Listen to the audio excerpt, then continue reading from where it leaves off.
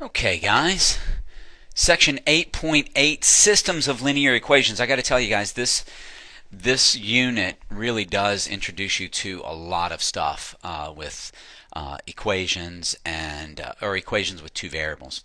And systems of linear equations, here's what I want you to think about. Looking at these two equations, I'm going to circle this one in blue, and I'll circle this one in green. Those are both in y equals mx plus b form, or function form, right? And we know they're linear equations. So if I were to graph them, they're going to intersect each other. In fact, I tell you what, I'm not going to waste any time. Let's go ahead and graph it. Let's see what they do look like. Okay? When I do graph them, these two lines, they're going to intersect, or they might not. But if they intersect, that means that the point between them where they do intersect is, you know what, I want to change, I'm sorry, I want to change this to 10. Can I do that? Okay. Alright, the point where they intersect, that's a solution to both of the equations. Okay? So if I do this first one, it's in blue, it has a y-intercept of 10 and a slope of -1, so I go down 1 and over 1. And it's going to look something like this. Let me see, I need to move that. And let's graph this thing. Down 1 over 1, down 1 over 1, down 1 over 1. Something like that. Okay?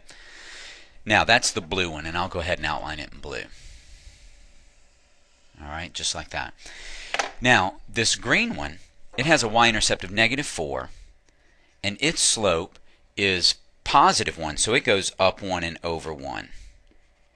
Okay? Like that. And I'm going to draw a line for that one. And it's going to look something like this. Okay? And I'll outline it in green so we'll know which one we're talking about here. Now the question is, what is this point? Because it's on both lines. Well, remember, a graph is a picture of the solutions to all of the solutions to an equation. Alright? So on the blue line, all those points solve the blue equation. On the green line, all those points solve the green equation. But the red dot is on both of them. And that means it solves both of the equations. Alright, now just looking at this, it looks like it's 1, 2, 3, 4, 5, 6, 7. Okay? So it looks like its x is 7 and its y is 1, 2, 3.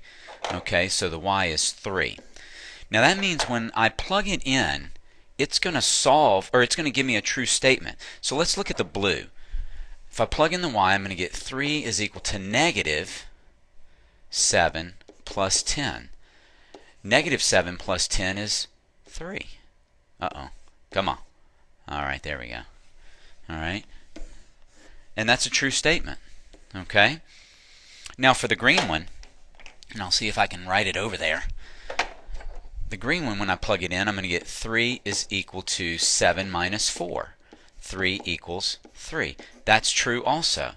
This is the point that solves both of them. It is the solution to the system. Okay? Now, I'm going to show you a method in the intro part 2 in just a minute of how we find it without graphing, because graphing can be pretty hard. I did that with some pretty straight lines and with the help of the computer here.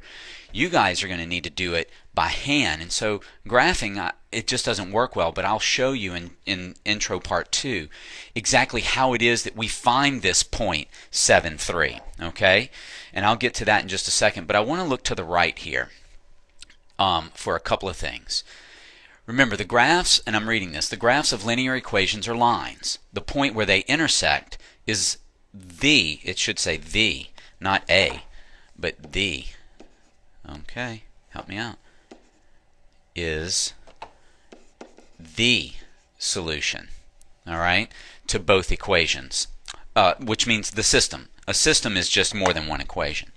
Sometimes the lines don't intersect. They're parallel, and sometimes the lines are parallel and they don't intersect. This means there's no solution. Sometimes their graphs are the same and they have infinitely common solutions. Alright? Now, we're going to see all of those examples, but I'm going to show you how to find that point mathematically rather than graphically. Okay? And I'll do that in intro part 2.